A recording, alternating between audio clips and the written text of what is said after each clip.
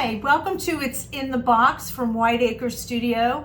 I'm Cynthia, and guess what? I'm not in White Acre Studio. I'm actually in my own kitchen doing what you do, working at my kitchen table, which is so fun. And I hope that I will get to do this kind of work again. This month we're making marbled mugs two ways: glitter, nail polish. This is a process called hydro dipping, so every mug is going to look completely different. This again is individualized in terms of the design that you create.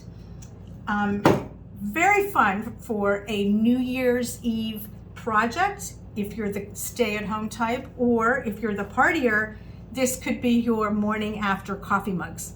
You're going to get lots of stuff to work with in your box. So if you decided you wanted to turn this into a little party yourself, you could buy additional mugs at Dollar Tree. But either way, this is a really fun, I think, January looking set of mugs. So let's see what you have in your box. All right. You have your mugs, and you have the brush that you'll use for your Mod Podge. And I love Mod Podge, like I love Mod Podge. This I did not know existed. This is dishwasher safe Mod Podge. So when these are completely dry, and this is a project that takes some time for drying, these can go into your dishwasher, which is so fabulous. You're going to have your Mod Podge. You're going to have wipes to clean the mugs before you start, and then you're going to have, for the individual mugs, you're going to have glitter for one and nail polish for the other. And then just simple tools like a toothpick to help swirl the nail polish, and you actually get the container that you'll use to do the work. So the way we'll work today, since it really is a project that will take time to dry, is I'm going to make the first coat of both kinds of mugs, and then I'm going to go back and do the second coat of both kinds of mugs. So you'll be seeing a mishmash there, but it will make sense because that's probably how you're going to be doing it at home. You're not going to be able to do one and then just immediately finish it. So while one is drying, you can be doing the other one. So I'm going to get my Mod Podge open.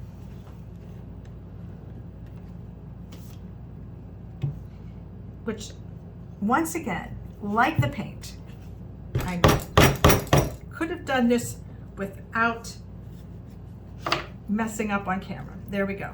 So we have your Mod Podge, and you have a wipe that you're going to use to clean the mug so that there's nothing on that mug that could possibly keep the Mod Podge from sticking.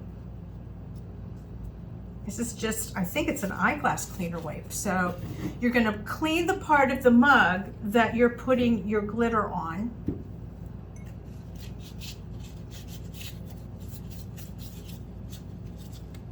And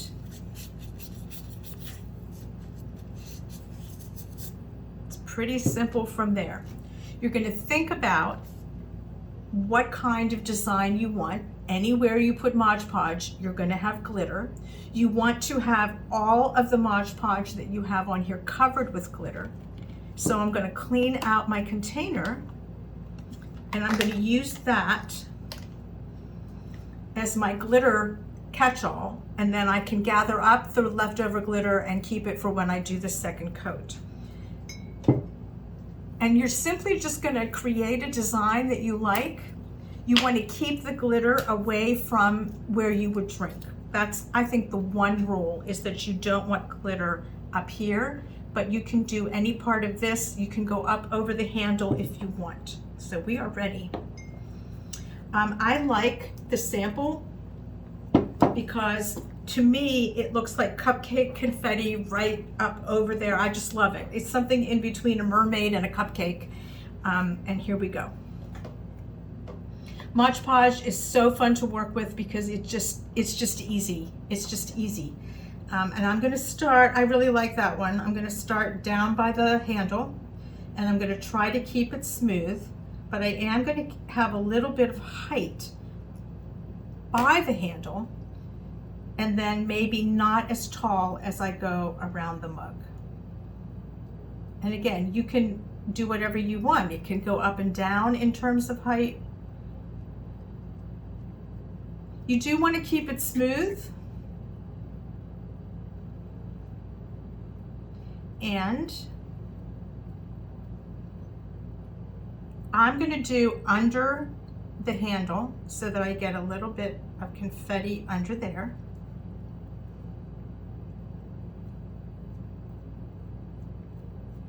And it really, you know, except for stray pieces, this is not particularly a messy project. You're going to have a little glitter maybe on the table, a little glitter on the floor, but this is not messy. Okay, this is like a mermaid. So I personally am going to be giving my mugs to my nieces because they are modern girls and they would love these.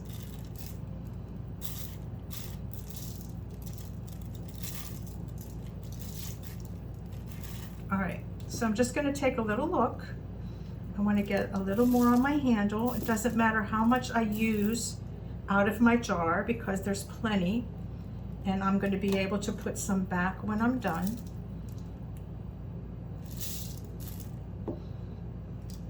Oh, it's looking good. I think I got it. All right, so there's the first process of the glitter mug, because we're going to be going back over it later. So I'm going to put that down to dry, and I'm going to clean up my glitter, and I'll be back with you in 1 minute and we'll start playing with nail polish. And I'm back with some gorgeous red nail polish for our second mug. This is the hydro dipping mug. I have cleaned my glitter out and put it back in the bottle, and I have cleaned my mug with the wipe. It's ready to work. So we're going to be dripping nail polish into hot water. This is out of my faucet, but you do want it to be hot. And you're dripping in such a way, and you just have to play around with it a little bit so that it sort of stays on top and doesn't drop to the bottom, because we're going to be using the toothpick to swirl it around, and then ladies and gentlemen, we just dip it in, bring it out, and let it dry, and it looks like Italian marble. Here we go. I'm joking. Here we go. All right. I chose the red because I just think it's dramatic and wonderful, but there are choices of colors. Oh my gosh, isn't crafting fun? Okay, I'm swirling and I'm working fast so it doesn't dry, and I'm dipping.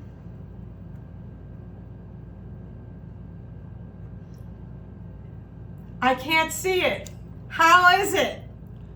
Let me turn. It's cool. All right, that is so simple. There's going to be another step where we adhere that and get it sealed. A lot of drying going on, but those are the two mugs, and I will be back very soon. I'll be back in 2 hours, it turns out. I guess I'll go have some coffee in the sample mug, and then we'll go to part 2. Thanks. And we are back. This mug and this mug, I've already done 1 coat of Mod Podge because that is the finishing process. So this is actually a timed project. You're going to want to spend a little time doing something else as mugs dry between coats. So I've done 1 coat. You're going to be doing 2 coats, but you're going to leave probably 2 hours between those 2 coats. That's when you go nosh and then you come back. So we're going to do the second coat. This is, again, dishwasher safe. So you are sealing this so your design does not come off in the dishwasher or in your mouth. And you know the magic of Mod Podge. It will dry clear.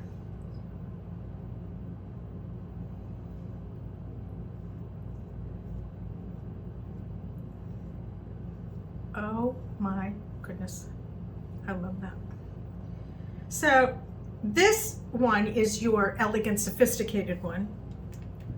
This is your whimsical one, and I'm all about the whimsy. So I adore this particular glitter. And it takes you, I think, through January, not just, you know, feeling like that gold and silver New Year's Eve kind of theme. This would be such a great birthday present because it really does look like the cupcake. You could give a cupcake and a coffee mug as a gift. Remember, especially with the glitter one, that you want to get under here and keep your glitter intact. And when you set these out to dry, you're going to want to refer to your directions that come in the box that help guide you with timing. There's a length of time you're going to want to wait before the mug goes in the dishwasher. All right, and voila, we have two very different but two very adorable mugs that we have created individually. And as we finish it, I just want to reflect for a minute about the fact that if you've been here from the beginning, we've been together for a solid year. And this is our first project in the new year. And when I think back to that year, I realize that in terms of painting, we've done everything from stenciling to the tote bag. And in terms of supplies, we now have a glue gun, we have pliers, we have a entire jar of Mod Podge, which reminds me of my favorite project of all of them, which is the tissue paper collaging. I continue to do that, and I'm making one for someone as a gift as we speak. I've been working on that, and I also made 4 trees, one for each season. If you remember, we started with a spring tree, and I will have 4 on a wall that represent the year that I've been doing this with you.